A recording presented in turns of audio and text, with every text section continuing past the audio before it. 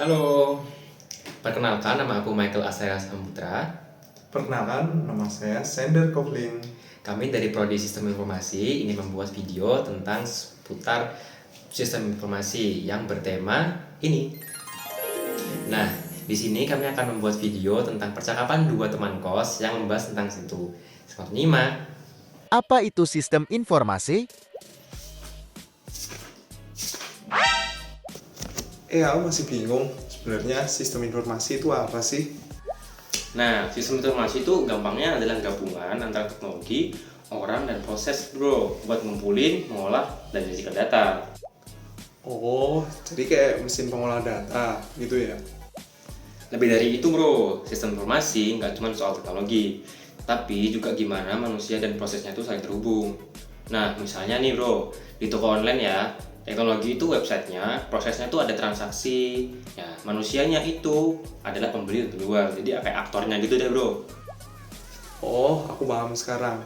Jadi sistem informasi itu alat yang membuat informasi jadi lebih berguna gitu ya?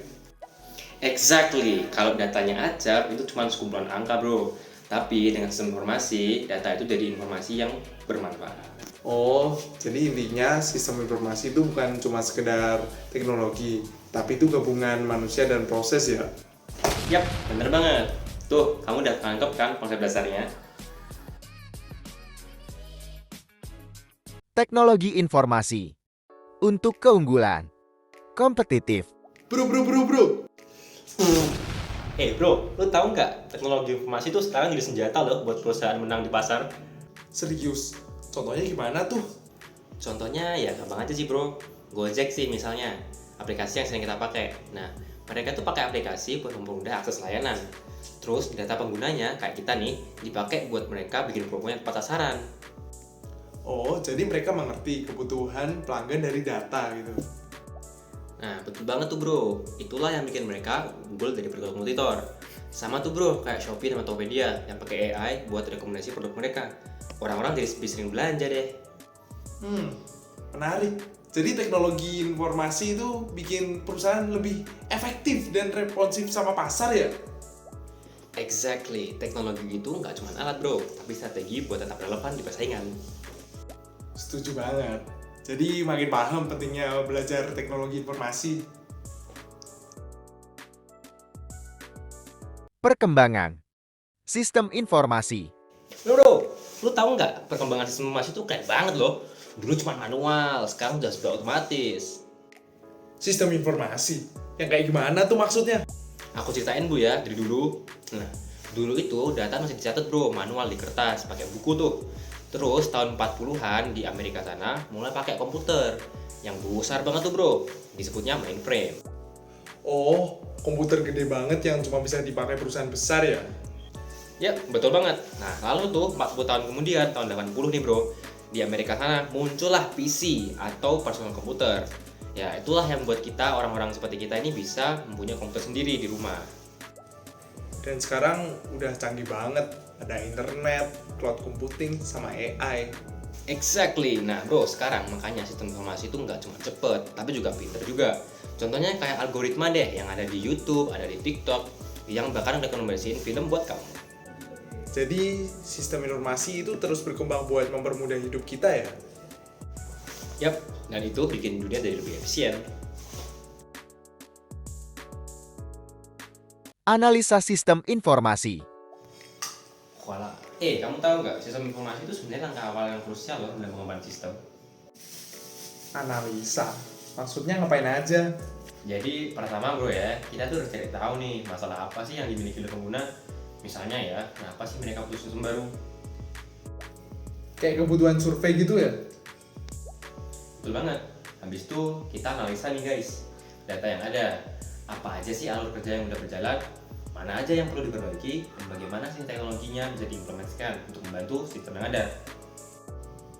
Jadi dari analisa itu kita bisa nemuin solusi yang tepat. Mantap.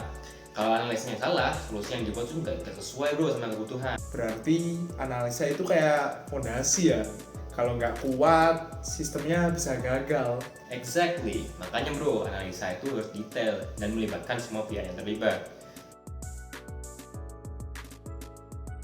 Perancangan sistem informasi. Bro, kenapa sih sistem informasi itu semuanya harus dirancang dulu? Nah, pertanyaan bagus tuh bro. Tahu nggak kamu, sebelum sistem informasi itu dipakai, semuanya tuh harus dirancang dulu bro, dengan detail. Maksudmu kayak bikin blueprint sebelum bangun rumah gitu ya? Exactly, perancangan simulasi itu kayak peta bro. Kalau sampai petanya salah, ya nanti sistemnya nggak akan jalan sesuai kebutuhan. Malah jadinya ngebug bro. Terus langkah-langkahnya gimana sih? Nah, pertama-tama nih ya, kita analisa dulu kebutuhan. Misalnya sistem ini buat siapa, dan masalah apa yang ingin diselesaikan. Oh, jadi harus jelas dulu apa tujuannya. Betul banget. Habis itu kita buat deh desainnya, mulai dari database, alur kerja, sampai UI UX-nya. Dan kalau udah selesai, baru diuji coba. Yuk, betul banget. Uji coba itu penting ya dalam pencobaan supaya sistemnya itu nggak error dipakai. Jadi perancangan sistem itu kayak pondasi. Kalau kuat, sistemnya pasti lebih efisien. Nah, betul banget tuh. Makanya kita sebagai orang sistem informasi nggak boleh tuh asal-asalan untuk mengkomunikasikan hal-hal seperti analis, desainer, dan developer. Implementasi sistem informasi. Bro, kamu tahu nggak implementasi sistem informasi itu tahap paling seru loh, sekaligus paling menantang. Seru gimana? Bukannya tinggal pasang sistemnya aja? Nggak semudah itu sih bro, karena ya pertama kita harus pasang sistemnya, tapi nggak cuma yang terlatih juga, kita harus terlatih penggunanya biar mereka ngerti doang cara pakainya. Oh, kayak bikin tutorial dan pelatihan gitu. Yuk, betul banget. Terus kita uji coba untuk memastikan sistemnya jalan sesuai rencana. Kalau ada error, apa langsung diperbaiki? Ya, itu namanya maintenance. Bagian yang paling penting juga tuh dari implementasi. Intinya ya, semua itu harus siap dan mateng sebelum sistem itu benar-benar digunakan. Berarti implementasi itu nggak cuma pasang sistem, tapi juga nyiapin orang dan prosesnya ya? Exactly. Nah, kalau implementasi ini sukses, itu tandanya sistem udah benar-benar bantu masalah yang ada di perusahaan atau apapun itu.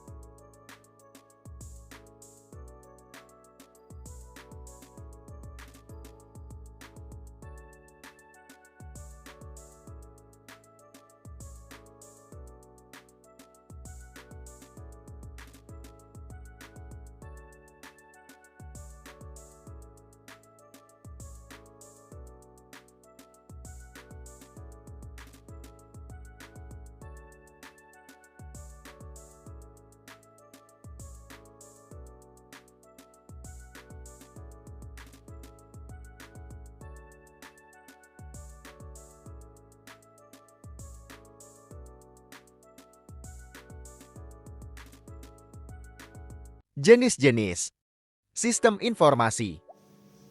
Bro, lo tau nggak? Ternyata ada loh banyak jenis sistem informasi yang digunakan di perusahaan dan di dunia. Banyak, bukannya cuma satu. Contohnya apa aja? Misalnya aja, ada Transaction Processing System atau TPS. Nah, sistem ini dipakai buat mencatat transaksi, kayak kasir di Indomaret deh kurang lebihnya. Oh, itu yang fokusnya buat operasional harian kan? Ada juga sih yang fokusnya ke Management Information System atau MIS. Ya, sistem informasi ini ngolah data transaksi jadi laporan tuh buat manajer-manajer. Terus yang buat ambil keputusan apa? Nah, itu namanya Decision Support System bro, atau DSS. Sistem ini tuh ngebantu data analis untuk menganalisa data buat cari solusi untuk masalah yang ada. Keren, ada lagi nggak? Ada juga sih Enterprise Resource Planning atau ERP. Sistem ini besar bro, dan ini sistem yang terintegrasi ke sebuah proses perusahaan.